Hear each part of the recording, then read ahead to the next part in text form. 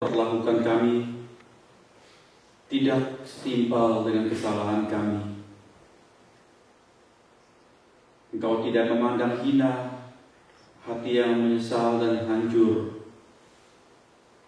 Engkau membuang jauh-jauh dosa-dosa kami sejauh timur dari barat, yang tidak pernah dapat bertemu satu dengan yang lain. Untuk selama-lamanya Kau lupakan dosa kami. Terima kasih Tuhan. Kiranya tumbuh kasih kami kepadamu, karena begitu besar cintamu kepada kami. Berkati renungan firman Tuhan berikut ini, supaya makin kokohlah iman kami berdasarkan pemahaman yang benar. Di dalam nama Tuhan Yesus kami sudah berdoa. Amin.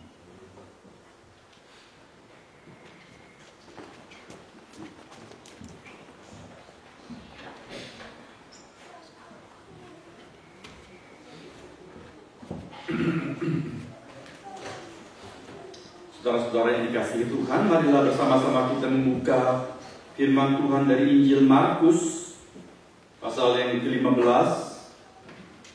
Bagian firman yang minggu lalu sudah kita baca, tetapi hari ini kita akan melihat dari satu sudut pandang yang baru. Markus 15 ayat 33 sampai dengan ayat ke-39.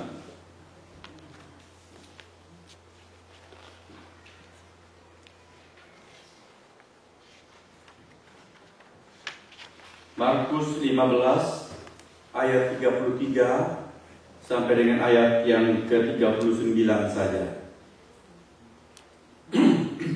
Alkitab saudara sudah diberikan tanda pembatas, jadi dapat dengan cepat saudara temukan. Saya akan membacakan untuk kita sekalian.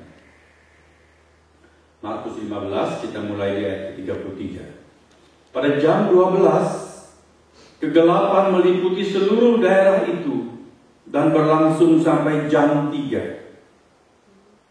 Dan pada jam 3 berserulah Yesus dengan suara nyaring, Eloi, Eloi, lama sabachthani, yang berarti, Allahku, Allahku, mengapa engkau meninggalkan aku?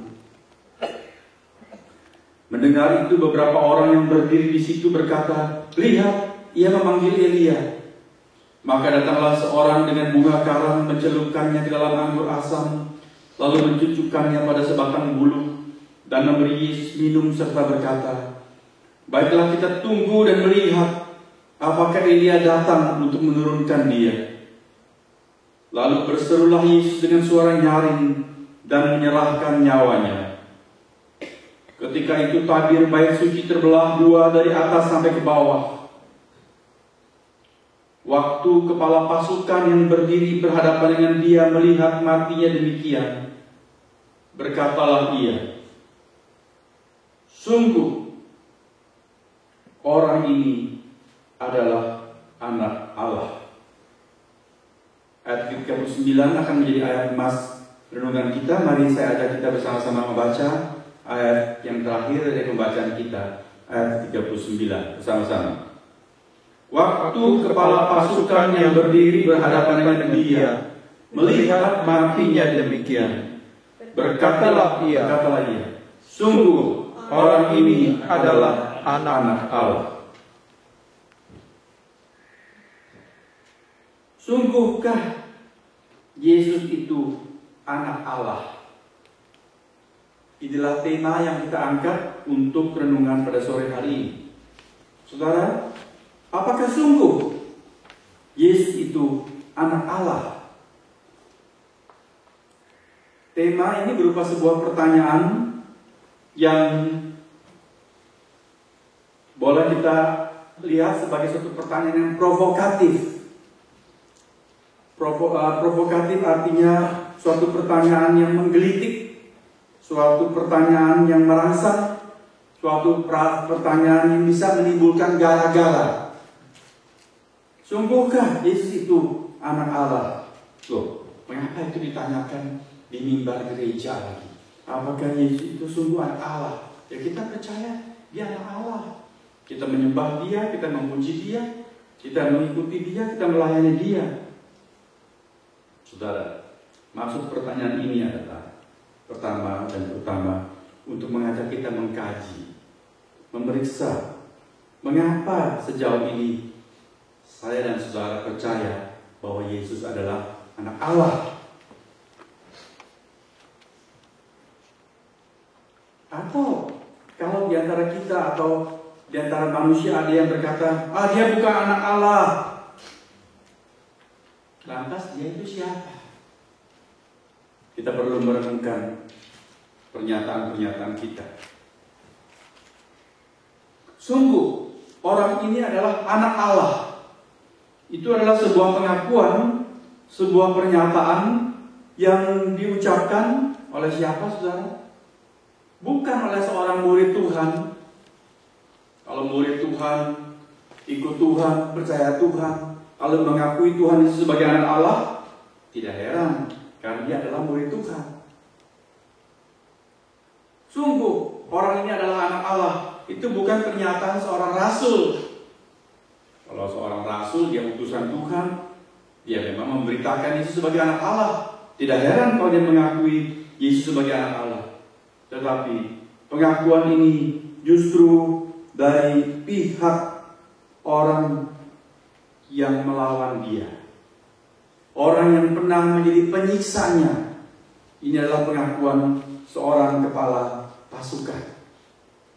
Dikatakan waktu kepala pasukan yang berdiri berhadapan dengan dia melihat cara matinya yang demikian, lalu kepala pasukan itu berkata, sungguh orang ini adalah anak Allah.